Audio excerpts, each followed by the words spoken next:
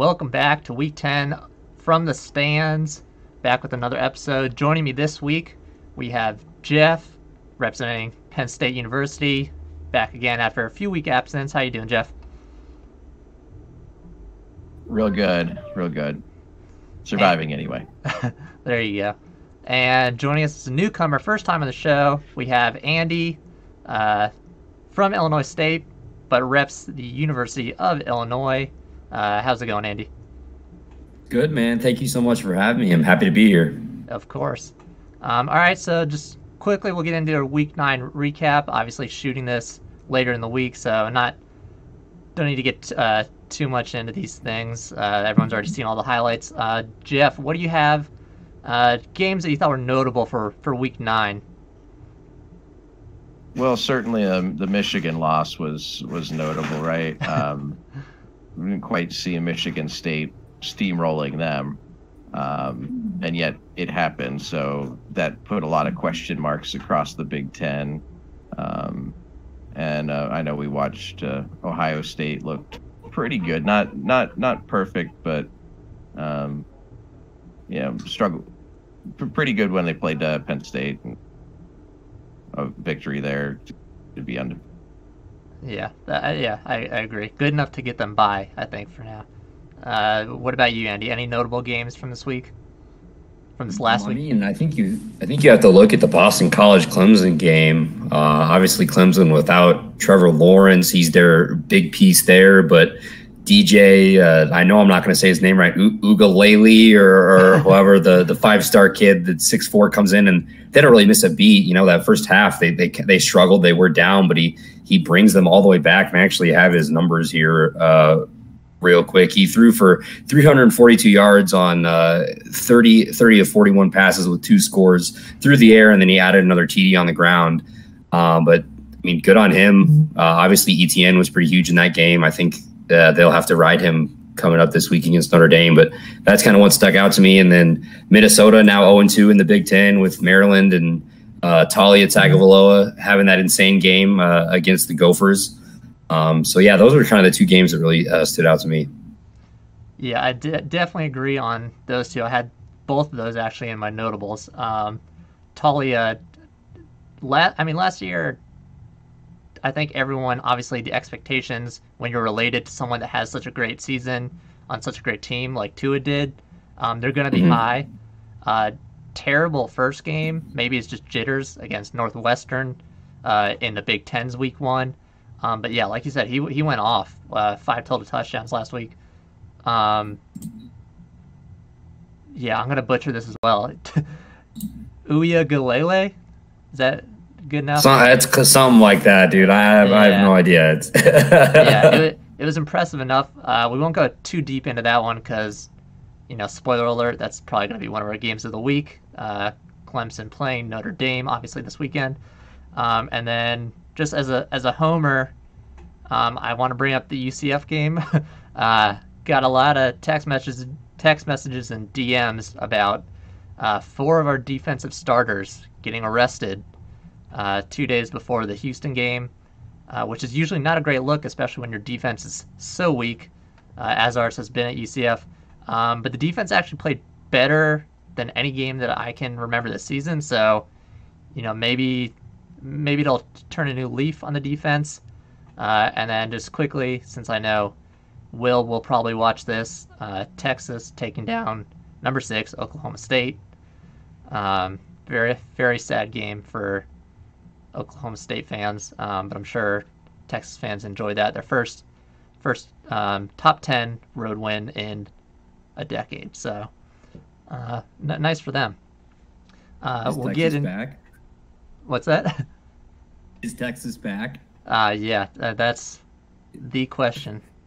Schrodinger's Texas is what I like to call them. They're back. They're not back. We'll jump into our first segment of the week, the Big Ten, and a little bit of big tension. A lot of things going on in the Big Ten. They're in an odd predicament right now. Obviously, Ohio State is, their perennial powerhouse team right now. Everyone expects them to probably breeze into the college football playoff. But everyone, it was kind of in that second tier Big Ten level. Penn State, your Michigan, they're struggling a little bit. Wisconsin now is missing its second game. And if they miss one more, they don't qualify for the Big Ten championship. Geoff, your thoughts on how things are going to shake up given all this uncertainty now in the Big Ten? Well, even before COVID, there was definitely some mid-tier teams strengthening and some more parity coming into the Big Ten. I mean, Indiana isn't really a fluke. They've been building for some years. Rutgers is nascent here. They'll continue to improve with their new recruits and their new coaching staff. So there's a lot of sort of shifting powers. Nothing that's going to topple Ohio State, but the question really becomes, okay, so the other thing is Wisconsin went away from their vaunted running attack, and now they're apparently a passing team. So that's a little bit different. There's a lot of moving parts, but the question really becomes, in the midst of all this chaos, and there's been so much of it, is Ohio State in a place where there are going to be questions about the CFP? I mean, I don't know what's going to happen. A lot of SEC teams look pretty good. There's a lot of strength, but we've all had different developmental curves too. Big Ten started much later than a lot of other conferences, save for maybe the Pac-12 and the Midwest Athletic Conference. So I think there's a lot of questions to be had, and if you end up saying you have to play Nebraska for a second time, and jury's out on whether they're any good at this point, do they still qualify? Is that, or do you say, well, they're Ohio State and they're good and it's not really their fault, they're a Clemson situation where nobody around them is really good enough to challenge them? All right, Andy, what are your thoughts? I mean, do you think, say in Ohio State, say they drop any game, and they play a team like Wisconsin in championship, who's say they go into it 5-1, if they win that, is that enough to get them through to the CFP? If Wisconsin beats Ohio State? No, if Ohio State has to play, basically their best game is a team that only has one loss but has only played 5 games, with all these teams dropping. Yeah, I mean, I guess that's a pretty good argument. You have to factor in the strength of schedule here, and I don't think the Big Ten helped themselves, like Geoff said, starting so late. They didn't build in any bye weeks where they could make up these canceled games. So now it's not only affecting Wisconsin, but Purdue and Nebraska both have to miss a game off the already shortened schedule. But I think either way, I think the committee knows what Ohio State is, the caliber of this team. It is unfortunate there won't be really a contender to challenge them. I mean, I know, no disrespect to Indiana Northwestern, but come on, they're not going to Indianapolis and knocking off the Buckeyes this season. I'm sorry. But I don't see Ohio State losing, to be honest with you. I thought Penn State would have had the best chance to beat them out of any of these teams. Maybe we will see like a fluke game like they've had the past few seasons, where you talk about Purdue and then that Iowa game where they just got absolutely blown out at Kinnick. Do we see that this year? They certainly look pretty good. I am pretty terrified for when they come to Champaign. I think they might hang 80 on us. But yeah, I thought Wisconsin was the best shot. If you go back to their only game with 45 points on Illinois. I mean, Geoff, you mentioned they're a passing team now. It's pretty easy when the middle of the field is open every time with this Tampa 2 defense that Lovey and the Illini like to run. But yeah, Mertz looked great. You wouldn't believe that would have been his first start.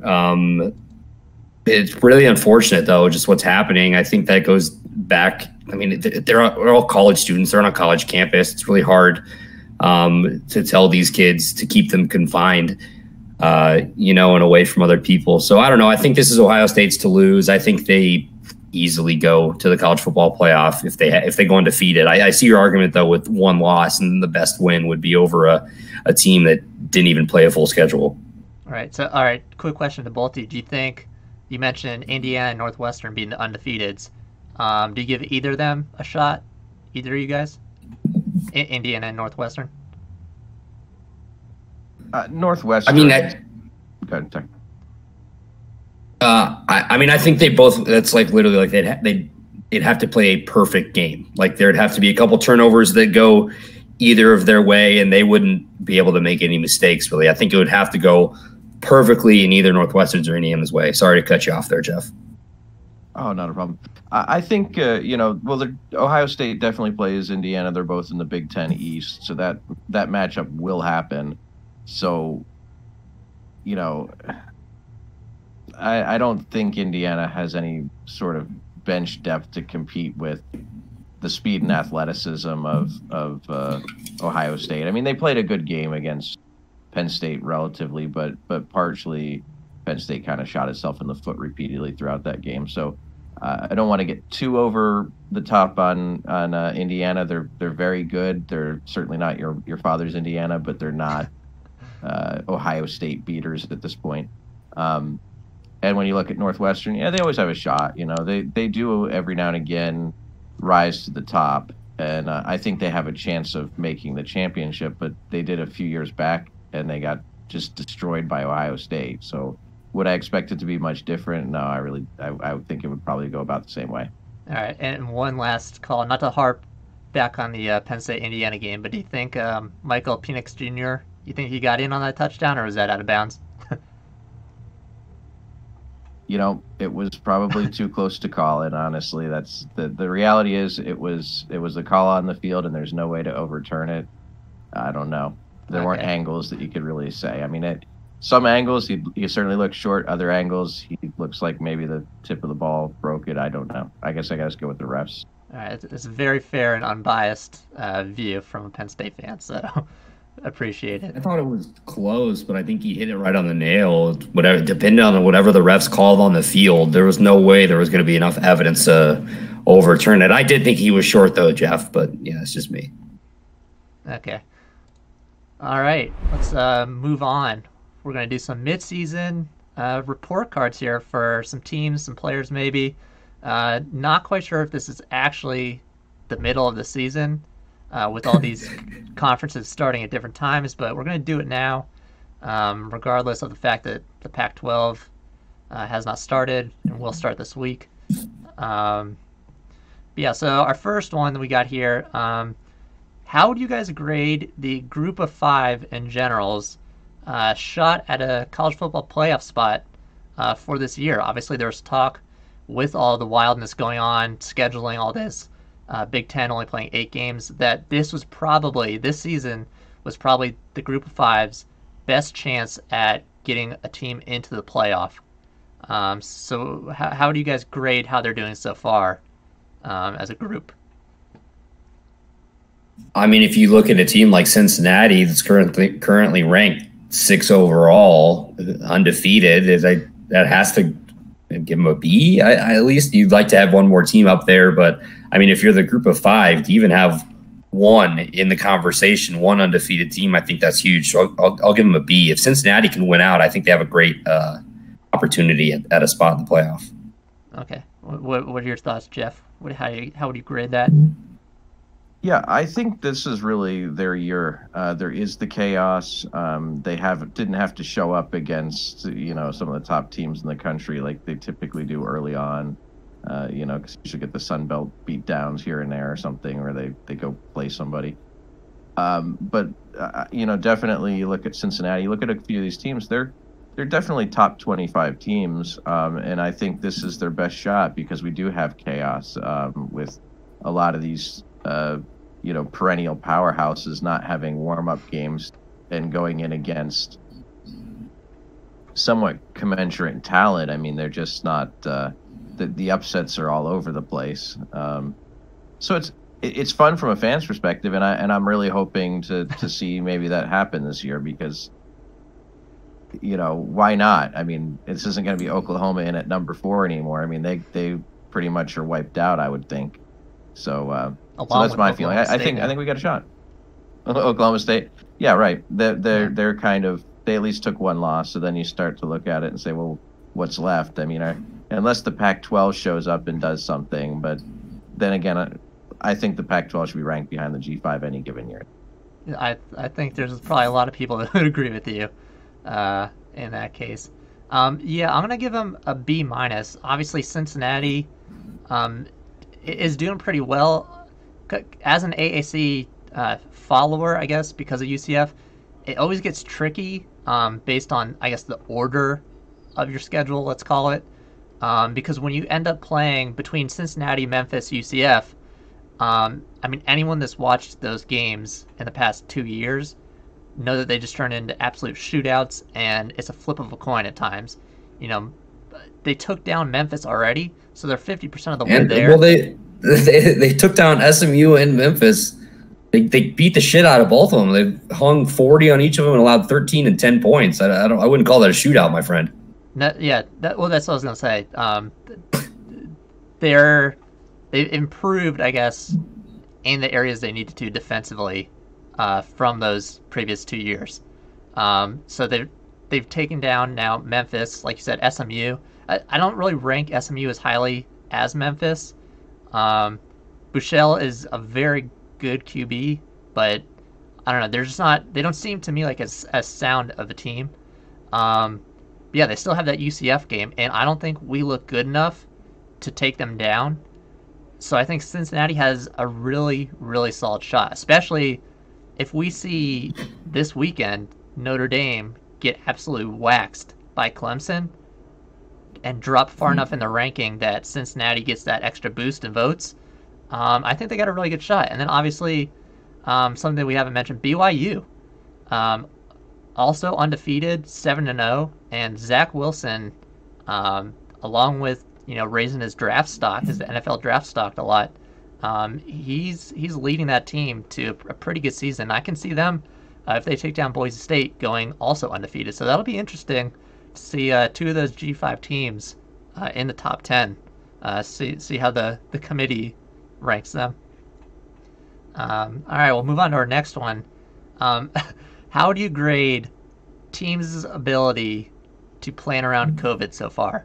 Obviously, we've seen Wisconsin just lost their second game.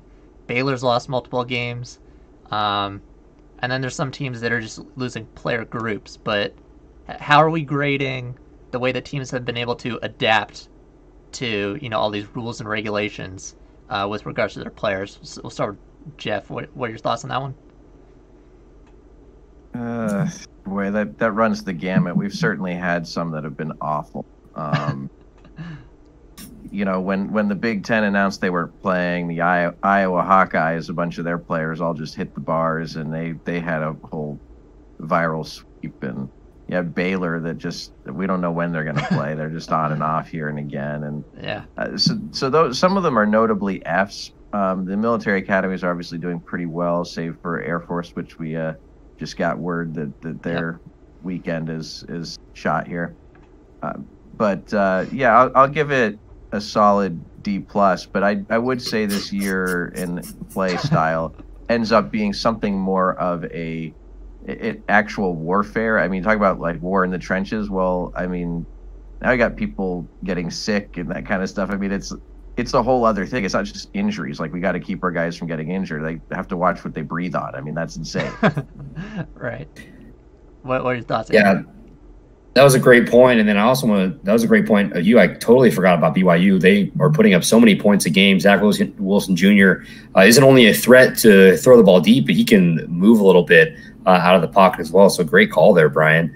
But yeah, I agree. I was going to say C-, but the D+ sounds pretty good too. I think it just kind of depends case to case. I mean, you look right at the Big Ten, they just started, and you got Wisconsin with 27 total cases. Illinois had 14 total players out for their Week 2 game against Purdue, including their starting quarterback, Brandon Peters, with a positive COVID test. So they had, I think, 2 or 3 total positives at Illinois, and then like 10 guys that had to sit out due to contact tracing. The Big Ten is longer than the other conferences. Like, if you have a positive test, you have to sit out 21 days, which I get it. Like, you want everybody to be safe and make sure everything's right. But that just seems like a long time in an already shortened season, especially for a guy maybe like Brandon Peters that's a fifth-year senior kind of on his last shot here to play. He's going to be missing half of an 8-game year. But, I mean, that's enough about the Big Ten.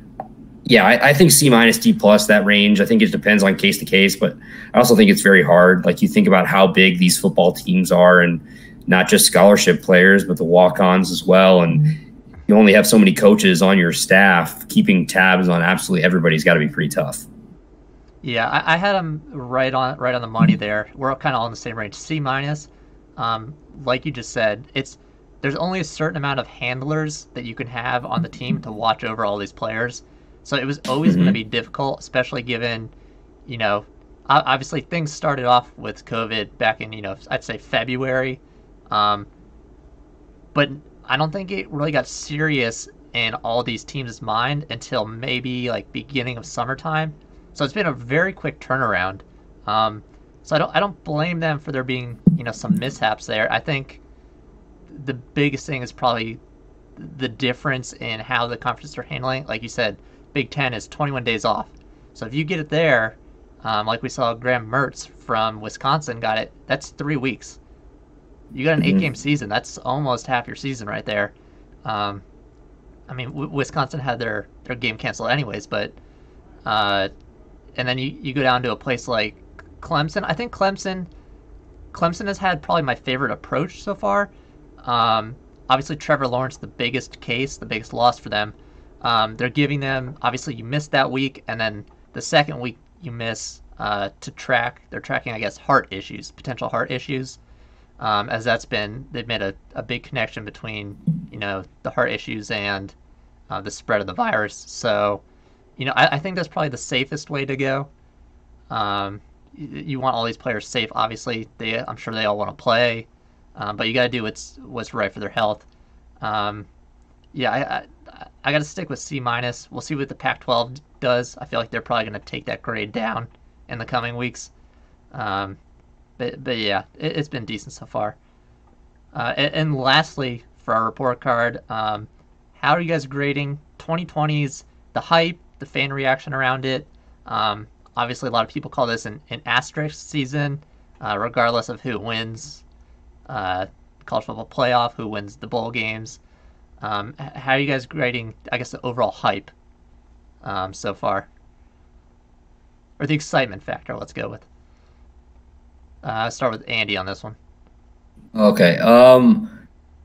I think people are still pretty genuinely excited. I mean, there is nothing like a college football crowd. I mean, Geoff, you can attest to it, last week would have been the whiteout at Penn State for your guys. That has to, like, we saw Urban Meyer came out and said that he attributes at least 10 points to a full whiteout crowd, and there's really nothing like it. So as far as, like, people aren't really tailgating, we're not seeing full crowds, I guess that's down. But I mean, I'm still watching almost every game on Saturdays. I'm still glued to my couch. So my personal excitement, I'll give it an A, but fans as a whole, it's B, we'll say.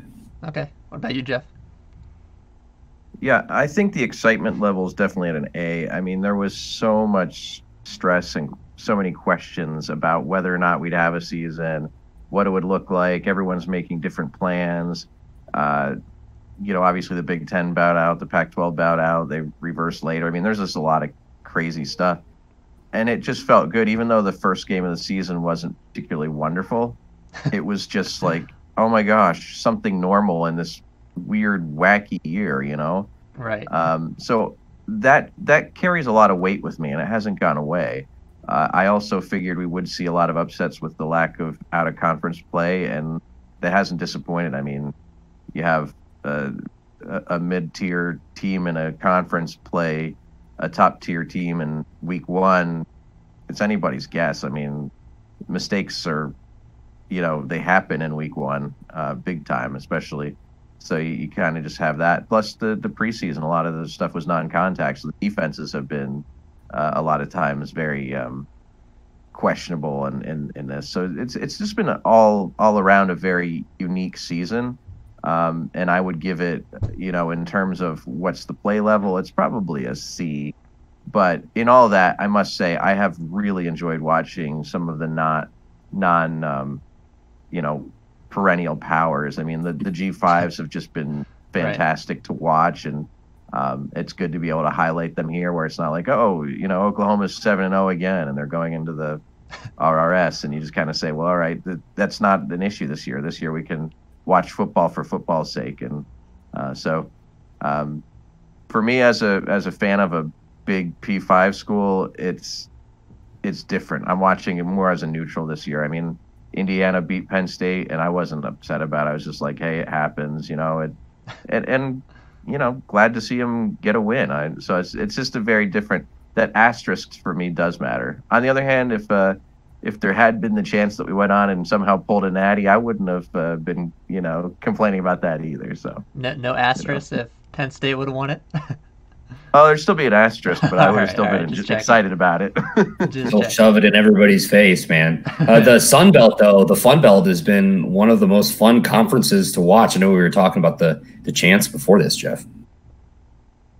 Yeah, this is... Absolutely. I said to our group, I try to highlight the Chanticleers there on Shots and Chasers as much as possible because they've just been a lot of fun there.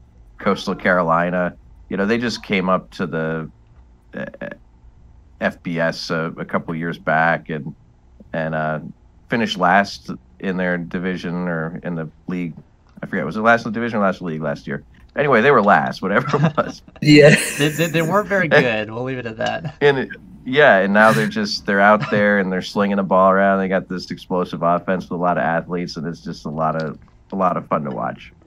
Yeah, I'm gonna give them a B+ here in terms of general excitement and hype.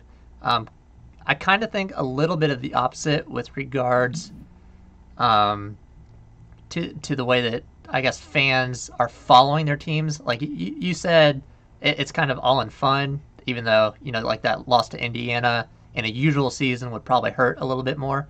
But I can't give them I'm not gonna give them an A. Because I've seen a lot of fans, when they take that first loss, that's when they immediately will write off the season. They're like, it wasn't going to matter anyways. When they realize their shot at the CFP is probably out the window. So I got to knock them a little bit there, or knock the excitement a little bit there. It's a bit of a cop-out. But yeah, in general, like you said, Andy, you've been on your couch watching all the games. It's exactly the same here. If not maybe more games, because of the uncertainty. You never know what's going to happen. So yeah, I've enjoyed it as a whole. So they'll get a B+ from me. And Geoff said it earlier. It's just nice to have it on, like the uncertainty that we're even going to have a football season. It's just you got to relish it and appreciate it. Exactly. Yeah, that's a good point. And we'll move into our games of the week. The Shots and Chasers put together by our man Geoff right here. Starting out in our noon time slot shot, we got Texas getting their first road AP top 10 win in a decade, taking on West Virginia, doing pretty well in the Big 12. That's going to be a pretty solid matchup.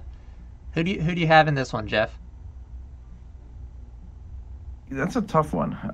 I guess does home field advantage count this year? I don't know. I guess I'll just take Texas, but honestly, it's a coin flip for me here. What about you, Andy? Yeah, I don't really know. I think I want to take Texas, but I mean, look at what West Virginia did to K-State last week. Kansas State was a ranked team, and West Virginia came in 37-10. Texas did upset Oklahoma State last week, but they needed a bunch of turnovers to do so. Like the Cowboys still had over 400 yards passing and 4 touchdowns through the air. So if the West Virginia offense can kind of get moving and use that air attack, I think it could be a closer game than people might think. But I think Texas will have enough to pull it out here. You just have to rely on Ellinger, right? Yeah, I'm running with Texas as well here. The hype train is going to keep rolling, I think, from that big win. Just in the way they held themselves, how excited they were, and just kind of in your face last week against Oklahoma State. It reminded me a bit of Miami last year, kind of getting their juju back. And I think that's going to roll into this week and do pretty well. I'm probably going to... I swear the West Virginia's QB's name was Doeg, but I saw someone on TV last week call him Daggy or something. So I'm not really sure how to pronounce that. Sorry, buddy. But yeah, he's been very good behind center for West Virginia, but I think Texas's defense is going to be able to stop them a little bit, and they can get those same turnovers that they did last week. I think they roll here pretty well. And moving into our chaser, we got Michigan versus Indiana. Obviously, Michigan just took that loss to Michigan State. Indiana still rolling, ranked number 17. Who do you got in this one, Andy? This is honestly a toss-up for me. Everybody knows how hot Harbaugh's seat has become at Michigan, especially after that. Scold. That's a bad loss to Michigan State last week. No matter how you want to chalk it up, this is a rebuilding Spartan team, first year of Mel Tucker. Yeah, he hasn't been able to beat his rivals. He usually beats everybody else that they're kind of supposed to beat, if that's a thing. But I think this is a different Indiana team. Michael Penix Jr. is a very good quarterback. Michigan's got, I believe his name's Joe Milton. That sounds right? Yeah. I think he's still new and kind of unproven. Michigan just doesn't have those 4 or 5-star guys we're used to seeing. That shine of going to Michigan and playing at the big house is, I don't want to say completely over, but think about the recruits that are coming up, the 17, 18-year-old kids now. Do they remember Michigan being good? Probably not. You know what I mean? So I won't be surprised if Michigan wins this game, but I'm going to pick Indiana. Okay. Who do you got, Geoff? Yeah, I agree. And I think that a lot of is happening with Michigan, and part of that has been a long, slow bleed since Penn State joined the league back in the 90s, and now some of the other schools starting to improve. I feel like the Big Ten East is pulling all these great recruits, but we're dividing them up, and then Ohio State still gets their gems, and we're just sort of building the Ohio State program while the rest of us beat on each other, Michigan and Penn State each year, and Michigan State in the mix. Mm-hmm. It's so tough for me to break away from the Michigan brand name, but I am just going to go ahead and say Indiana here. I mean, everything in me, it's sort of like saying, well, who's going to win, Oklahoma or K-State? And you go, well, Oklahoma, and I can't even say something else. But yeah, I'm going to go Indiana just because I think that they've had some time to adapt and polish. And Tom Allen's a heck of a coach. I mean, he really is. He's very bright. Sometimes he's ahead of his players in terms of where his head is. But I think they can win it in a close one. Okay. Yeah, I'm going to take Indiana here. Penix Jr., like you said, he's been pretty good, Andy. For some reason, he seems to be unsure of himself at the start of every game. And then like we saw in the second half of Penn State, I thought Indiana for sure was going to get obliterated by Penn State just based on Penix Jr.'s first half performance. And then in the second half, I don't know if it was, a halftime talk from the coach or what, but, he turned it on. I think I just don't know what to think about Michigan. Every year, I feel like you said, they ride that name brand, and it just doesn't work out year after year. So I'm going to hand this one to Indiana. I'm not going to fall into the trap of, the Michigan hype this year. And I'll give this one to Indiana. And then moving into our 3:30, we got our shot, the world's largest outdoor cocktail party, which will not be outdoor and won't be a cocktail party because there's no tailgating this year. We got Florida, Georgia. Who you taking for this one, Geoff? I don't know. Some days you wish you could win them both. Sorry, I shouldn't say that. No, I'm going to take Georgia in this, and I was going to make the dogs happy. It's going to be a tight game. I don't know. I feel like Florida is really good, but there's some suspect weaknesses that present themselves, and the same can be said for Georgia. So I don't know. It's going to be a good one to watch, though. I'm taking Georgia. Okay, Andy. So this is going to be a really fun matchup between Florida's offense, Kyle Trask, Pitts, against Georgia's defense, which has been arguably the best in the SEC if we're not counting the Bama game. We won't count that a whole debacle in the second half of the Bama game. But I think it really comes down to me is how long can Georgia keep the ball? They've been really good this year at dominating the time of possession in each game. If they can run the ball effectively, and Stetson Bennett, amazing SEC quarterback name, by the way, Stetson Bennett the fourth. Right. If he can limit the turnovers, we saw him have some issues with that earlier in the year. I think Georgia can win this game, but I really like what Kyle Trask has been able to do. He's averaging just under 10 yards per pass. Like you talk about what Pitts has done, like I believe already 8 touchdowns this year. But looking at Trask's numbers, he's just really consistent. 1,341 yards, 18 touchdowns, 2 interceptions, 189.2 quarterback rating. So I'm going to take Florida. I got two of my former roommates are diehard Georgia fans, so anytime I can pick against the Dogs, I'm going to do that. But I think Trask can pull it out. I think Trask and Jones right there are top 2 quarterbacks in the SEC. I know that's not a very hot take, but yeah, I mean, I agree with both of you guys here. It's such a hard game to call because they have such different elite pieces, I guess, that kind of counteract each other. The Kyle to Kyle connection at Florida has just been absolutely tremendous. I mean, like, if anything, if Florida, falls off, doesn't get a shot at the CFP, the 2 Kyles have, if nothing else, raised their draft stock so much for their upcoming NFL careers. I mean, they've looked both phenomenal. Stetson Bennett, I kind of praised him earlier, I think on the Week 4 show. I think when he's not in his head and he's just, going through the mechanics, simple passes, not trying to force anything, he's been really good. But those turnovers have come when he's trying to outplay, I guess, his abilities.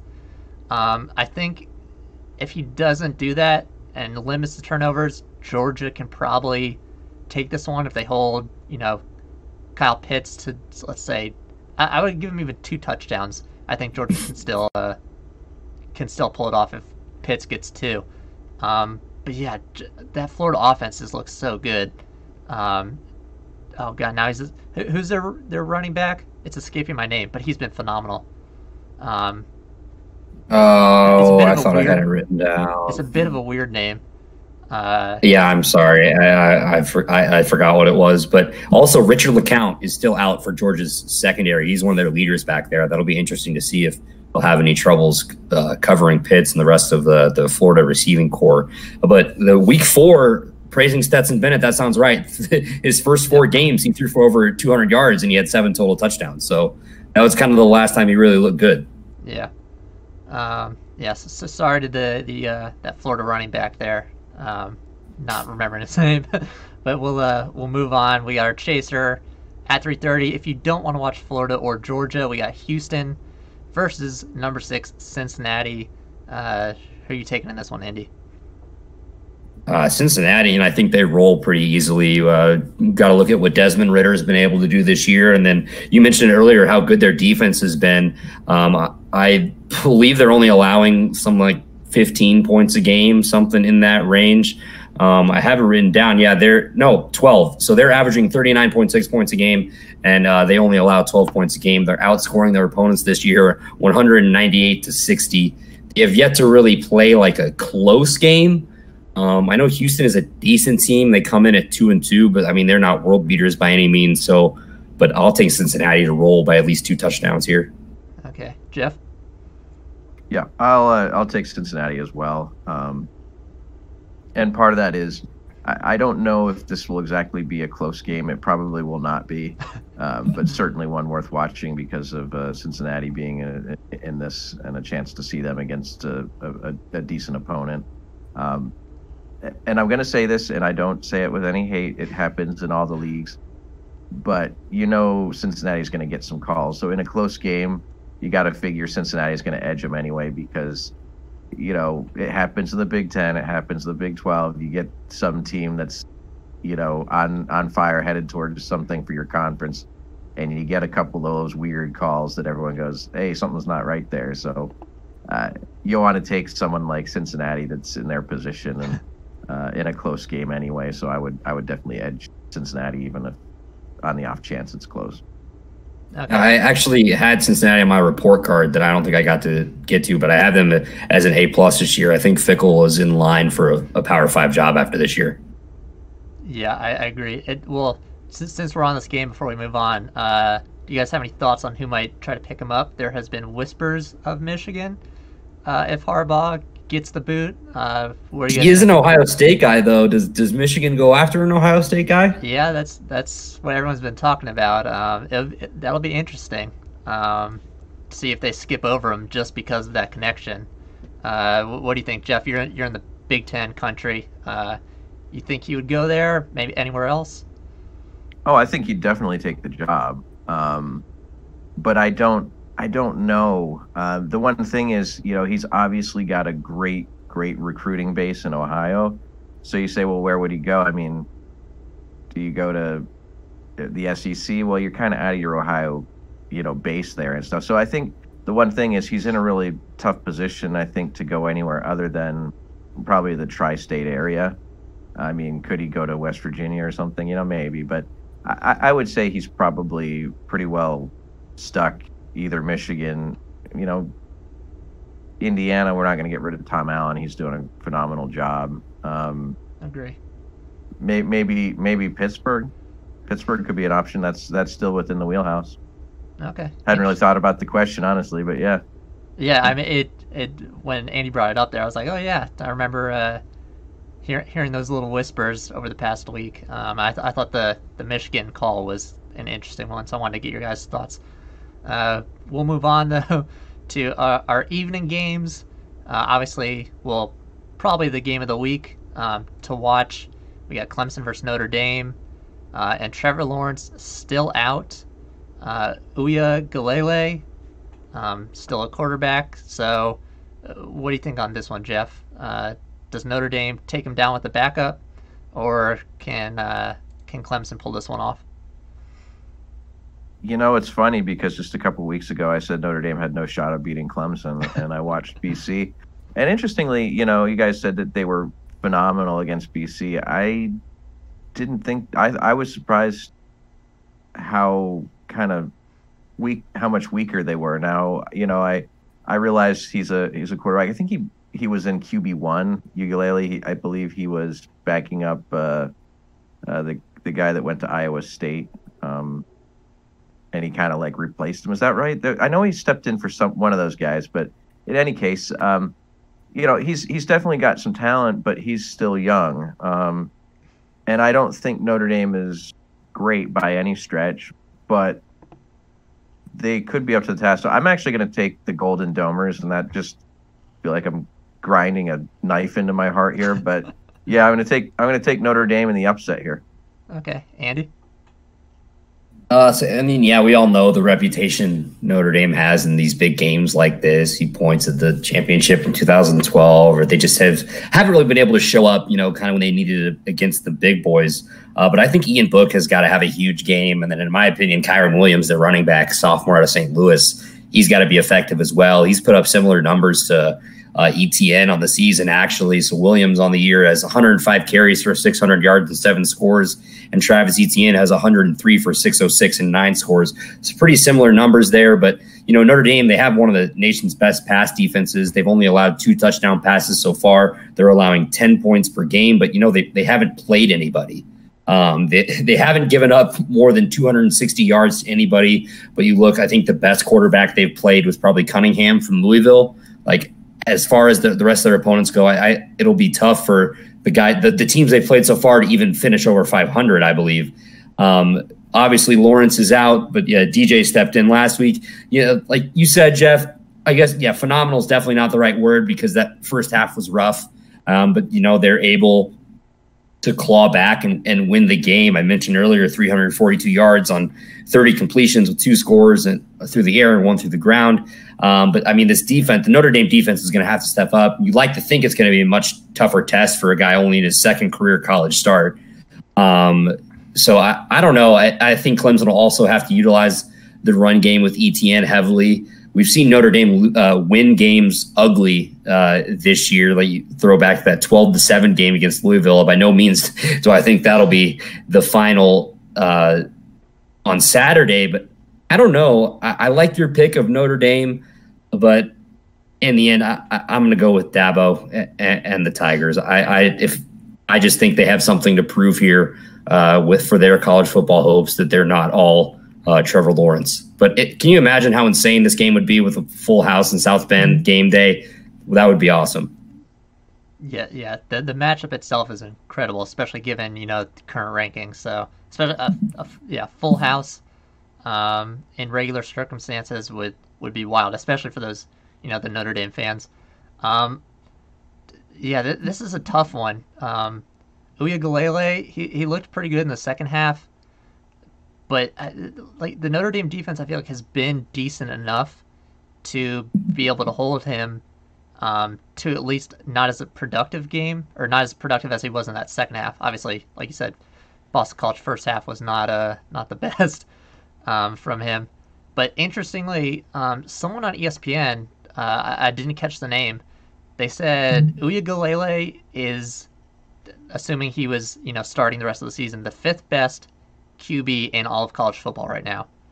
Now, I haven't followed this kid's recruiting or much of his past games. I think he only had like 12 snaps last season. That just seems like such a bold claim.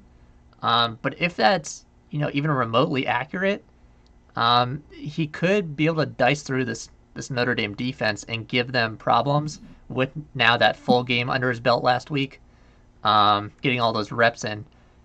Like you said, the Louisville game, that I keep looking back to that for Notre Dame, and also the FSU game.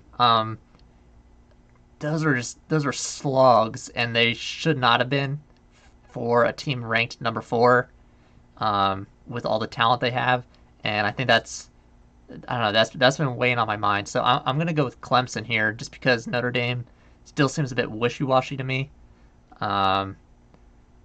But yeah, I mean, the main thing here, I feel like do you guys think this is a trap game for Notre Dame? If they lose this, because notably, for anyone who doesn't know, the ACC, no conference split this year, so they're just taking the top 2 teams for the conference championship. So Notre Dame can lose this game, get back into the ACC championship game.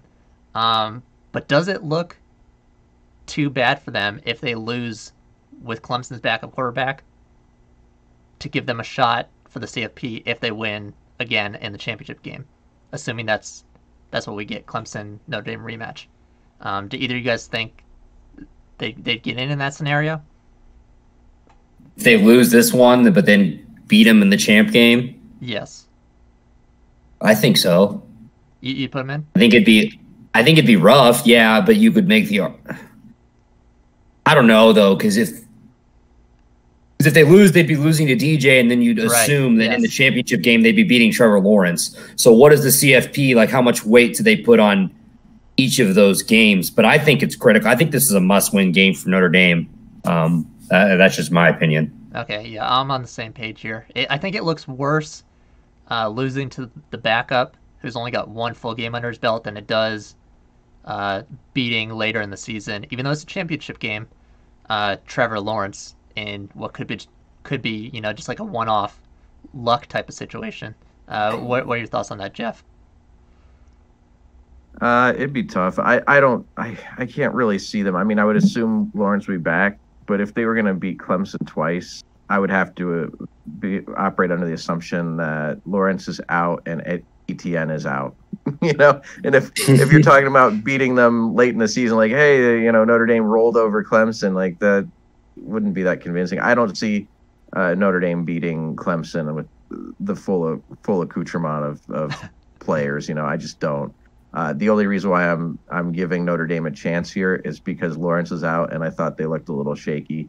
Right. They still have a decent defense. They still have enough, skill players and role players to kind of get it done. So it's certainly not no guarantees here. I just think it would be exciting, though, to see. I don't know how long it's been since Clemson lost a regular season game, but it's been at least, a couple years now? Yeah, I mean, probably it has to be, right? 3, they were undefeated through the championship, and then they lost in the CFP in the championship game, but they didn't I mean, yeah, they haven't lost in the ACC in a while.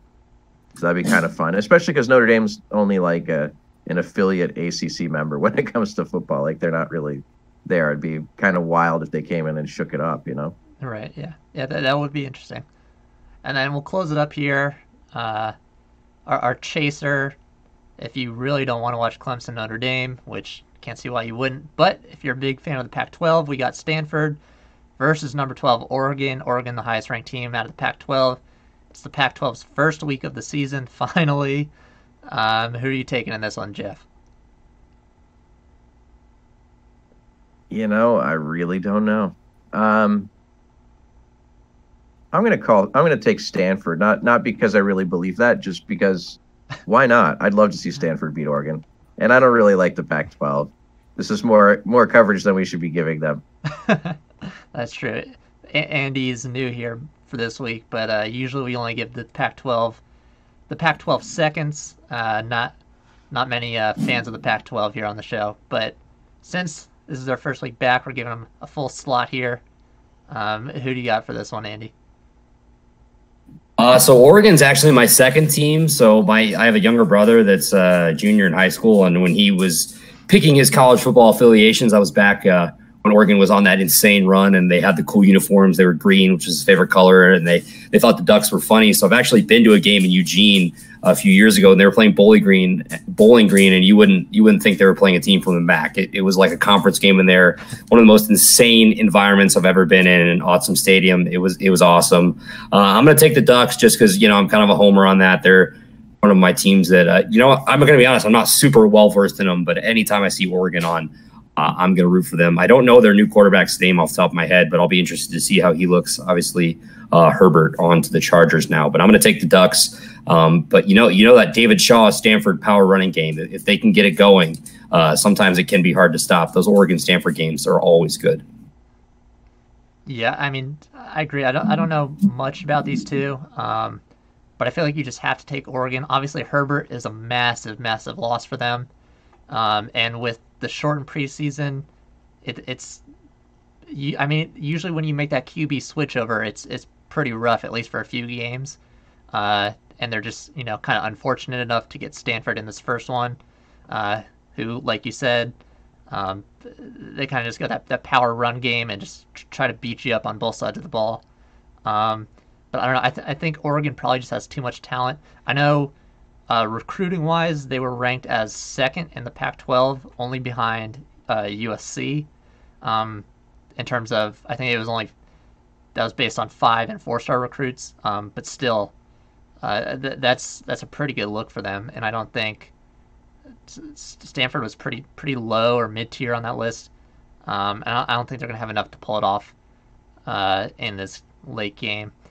But that's all we got for you guys for the games of the week. That'll wrap up the show. Thanks to Geoff. Thanks to Andy for joining me this week. Hope everyone enjoys the games, and we will see you next week.